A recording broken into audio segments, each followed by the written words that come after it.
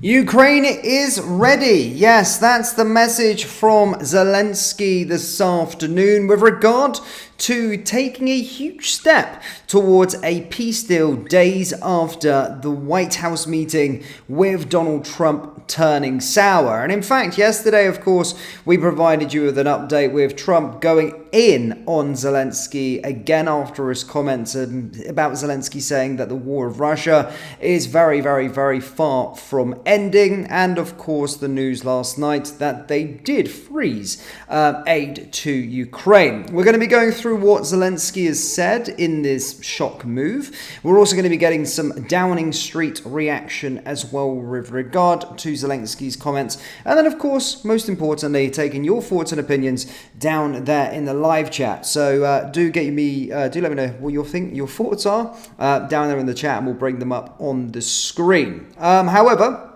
let's go through what Zelensky has said as he praised Donald Trump and America. So here we go. 2 seconds, my background there. I would like to reiterate Ukraine's commitment to peace. None of us want an endless war. Ukraine is ready to come to the negotiating table as soon as possible to bring lasting peace closer. Nobody wants peace more than Ukrainians. My team and I stand ready to work under President Trump's strong leadership to get a peace that lasts. We are now ready to work fast to end the war, and the first stages could be the release of prisoners and trunks in the sky, ban on missiles, long-range drones, bombs on energy and other civilian infrastructure, and a truce in the sea immediately. If Russia will do the same, then we want to move very fast through all the next stages and to work with the United States to agree a strong final deal.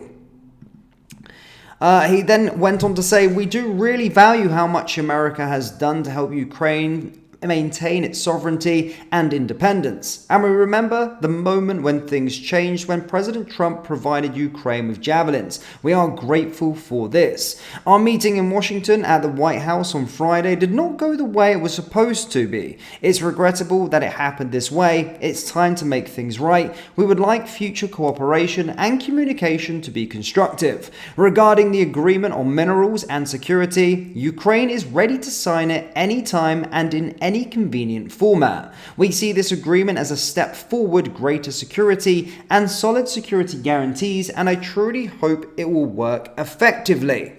So Zelensky has come out and stated that he wants to work with Donald Trump and the United States for this peace deal going forward, which I suppose is a huge step moving forward. We have been saying on the last couple of days on this channel since the spat on Friday that, of course, the only real sensible man with a plan right now to bring everlasting peace to Ukraine is, of course, President Trump, and Vance as well working behind the scenes. Now, Downing Street have also provided a statement with regard to Zelensky's comments, which I'll get to you momentarily. But he essentially has said, well, it wasn't Keir Starmer as such, but it was a spokesman for Downing Street. And they have said... 2 secs, sorry, there we go. In a readout, a Downing Street spokeswoman said the Prime Minister spoke to the President of Ukraine, Zelensky, this afternoon. The Prime Minister updated on his discussion with President Trump last night. It was vital that all parties work towards a lasting and secure peace for Ukraine as soon as possible, the Prime Minister added. Turning to President Zelensky's most recent calls for further diplomatic efforts to achieve the swiftest possible end to the war, the Prime Minister welcomed President Zelensky's steadfast commitment to securing peace, underscoring that any peace for Ukraine needed to be lasting and secure. The Prime Minister said no one wanted peace more than Ukraine. The leaders agreed to stay in close touch for the coming days. So it remains to be seen what happens with regard to Zelensky's comments thus far. And him coming out with this. I know the message in yesterday's live stream, or last night's live stream, what we were doing was that Donald Trump sort of did go in on Zelensky yet again after he said that the war with Russia is very, very far from ending. Went in a massive rant, which we read out to you in the last stream. So again, it is a huge step forward. And could we be seeing these progress very, very quickly and seeing something actually happen with regard to the ending of this war in Ukraine. And Ukraine, of course, and the leader coming back to Donald Trump to sort things out. Well, we'll certainly see. I mean, there's so much stuff currently going on at this moment in time with regard to the geopolitical arena. Of course, you've got this sorts of stuff going on. Of course, you've got Trump announcing the tariffs with Canada and Mexico. And I think I've just seen Pierre Poilievre, the leader of the opposition in Canada, sorry if I've got that wrong, of course come out in a blasting interview of Donald Trump. We've seen Justin Trudeau as well come out shouting at Donald Trump as well. But it does, while they're dealing with that situation in the United States, it does look like Zelensky has taken a big step forward with regard to Trump and a peace deal, and we'll have to see what comes of it in the coming days. But certainly, I suppose, a positive from that regard in Ukraine. But as always, guys, do let me know your thoughts in the live chat. What are people thinking, and what are your thoughts on Zelensky's comments at this moment in time? George says he's been put in his place. Jumped up little comedian. I mean, people did call it. The Americans did call it. And to be fair, there was never going to be peace in Ukraine and without the United States' help. I just feel that the feeling was that the United States were getting further and further away with regard to this whole spat and not getting involved with what Europe was sort of conjuring up over the last couple of days as well. And to be honest, there is no realistic way of ending this war without and stopping the fighting, which is the most important thing. Maybe not to the European politicians for that matter, but of course to actually stop the fighting and getting young men killed, that needs to be a peace deal, and Trump is the only man in town with a plan. So again, it does look like Zelensky has crawled back and is willing to work on said deal. 51 Angelic says, I'm sure Starmer will say he had some input in this. I mean, he did say that he was going to be speaking to Trump, but then again, he wasn't really pandering that story. He wasn't really peddling that story yesterday as such. Whilst he didn't really comment on the United States, he did say that he needed to get Trump on side. But who knows if he had a play in a part of it. He said that he had a call with Donald Trump last night, so whether he had anything to do about it, I'm not too sure. I honestly have no idea. No one has got any information as such just yet. He realised this position. Excellent. Well, we'll see. We'll see if anything comes of it. I mean, this thing's taking so many twists and turns with regards to it. You just don't know what's going to happen next. Every day seems like there's a new revelation with regard to something, with regard to Ukraine or Trump or Zelensky or Starmer or other European leaders. So let's see if anything comes of it this way. But let me just have a little look at those comments quickly again that Zelensky did say. As you can see there in black and white, it's certainly at the bottom here. He says, nobody wants peace more than the Ukrainians. My team and I stand by, ready to work under President Trump's strong leadership to get a peace that lasts. I mean, that's pretty big, guys. That's actually really big, to be fair. Obviously, he's labelled down the requirements. We are ready to work fast to end the war, and the first stages could be the release of prisoners, a truce in the sky, ban on missiles, long-range drones, bombs on energy and other civilian infrastructure, and a truce in the sea immediately if Russia will do the same. I mean, look, he's taking steps forward. It looks like a guy that's, of course, not really got too much.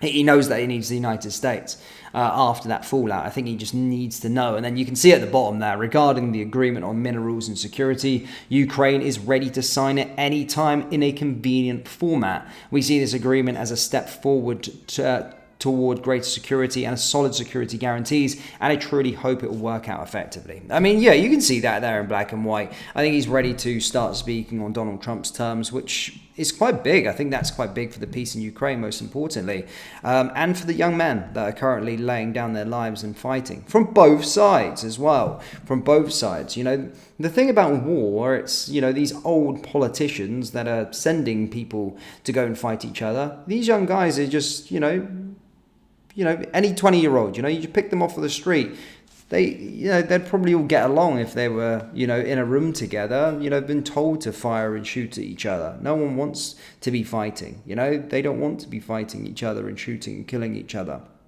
And that's the main thing.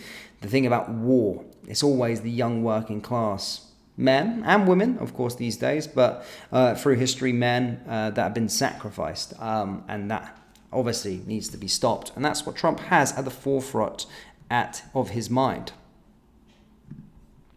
Galloway Raider says time will tell if he's being genuine.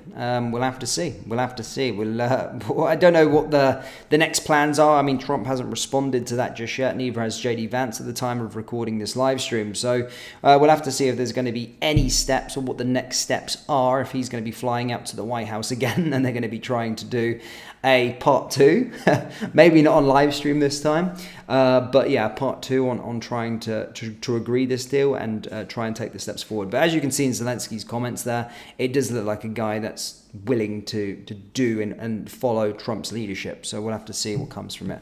But hopefully, of course, that doesn't involve having European boots on the ground, or especially British boots on the ground.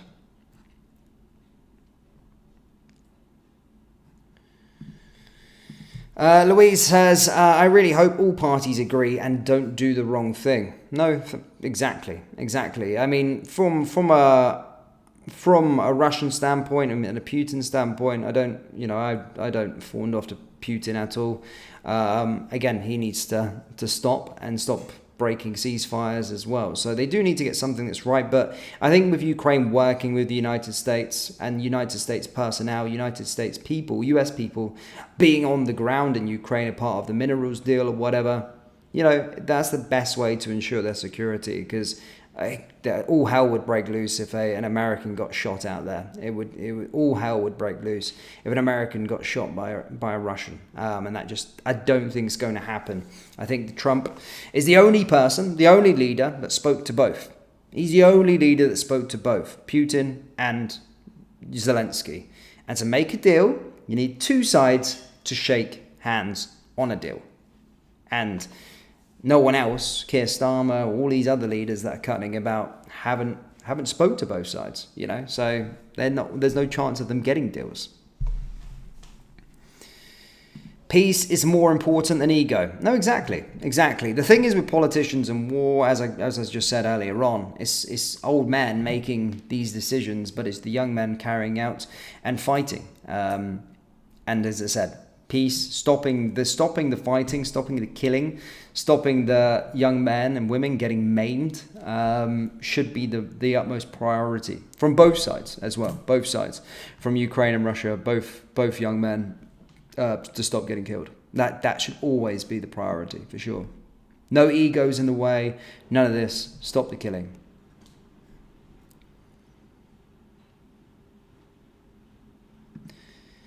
Gambit says, let's hope common sense prevails. Great job, President Trump. Everyone's been blasting President Trump this week. Everyone's been blasting him. I've seen a lot taking sort of Zelensky's side. We've seen Europe taking Zelensky's side. But who is the realistic vehicle for everlasting peace in Ukraine? I know what I would be backing. I absolutely know what I would be backing.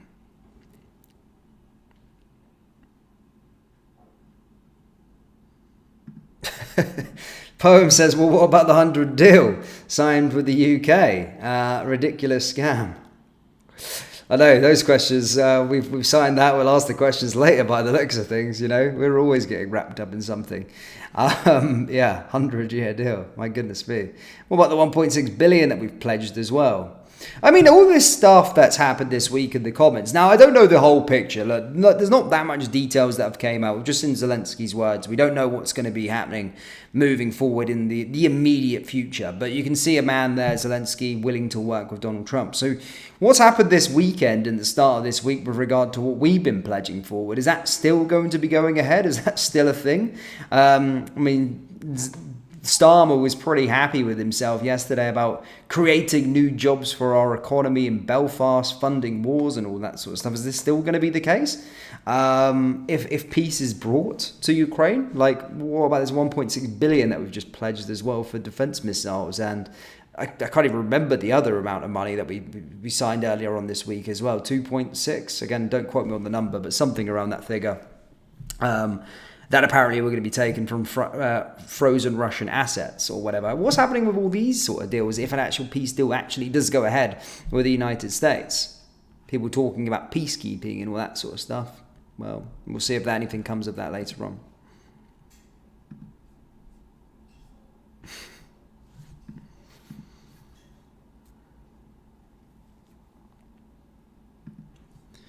Alexander says Zelensky cursed out Vice President J.D. Vance. No wonder the meeting went downhill. Media leave out that part. Again, that's true. Again, the way you want to say is you don't come into someone's home and start offending them. And you don't start sort of playing up to the cameras and all these kind of things. They have a right to defend themselves in their own home. They can't just sit there and be humiliated.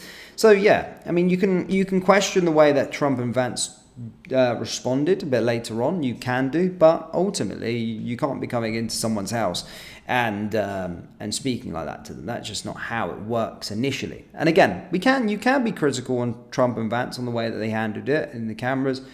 It's up to you. You can have your opinion on it, but ultimately Zelensky shouldn't have been doing that in the first place in someone's gaff, as we say in England. Awful Walk says, just put boots on the ground, no soldiers in them, just boots. Good idea. Tina says, I think there will be a peace deal, but there will be troops that will peacekeep within Ukraine. I mean, that makes sense, I suppose. Peacekeeping missions. I think people would be less like, peacekeeping troops or whatever. I don't necessarily think that's going to cut it with Russia. They've said that no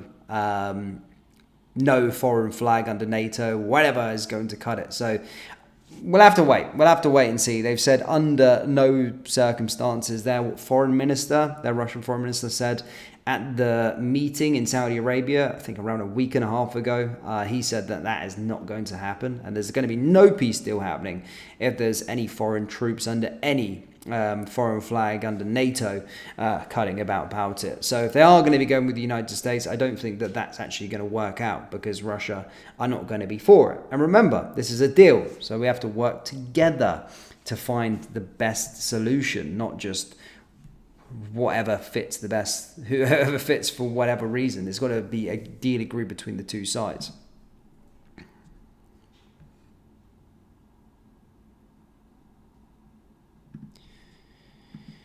No, don't end the war. The UK has, there's no comma there, I'm saying 100,000 young male migrants to send to the front line. Well, either way, that's a discussion that we've got to have afterwards now that we've pledged 2.5% of our GPD to the defence. So yeah, maybe with that new spending that we're going to be having with the armed forces, we can start patrolling our borders and keeping our country safe going forward.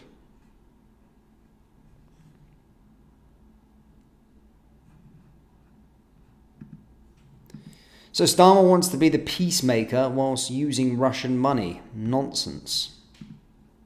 I don't know how it's all going to pan out. I think there's still a few. Whilst we are kind of close, if we do go under Trump's sort of agreement, if we're going down Trump's sort of line with it, it's going to be quick. I think it will be quick, but I don't know how far we are with the stages with regard to Zelensky speaking. But you can see it there. I mean, it's in black and white. He's already said that we're ready to work fast to end the war, and also said that my team and I stand ready to work under President Trump's strong leadership to get peace that lasts. And then, of course, for those of you just tuning in, he also stated, regarding the agreement on minerals and security, Ukraine is ready to sign it anytime in any convenient format. We've seen this agreement as a step forward for greater security and solid security guarantees, and I truly hope it will work effectively. So he does seem as though he's ready to do it. So a huge step forward at the time of recording. But I'm sure tomorrow there'll be some other twist in this saga, as there always is, but we'll find out. But either way, guys, that's been enough for me. Do let me know your thoughts in the comment section below. If you are just tuning in, hit the like button, hit the subscribe button, and I'll see you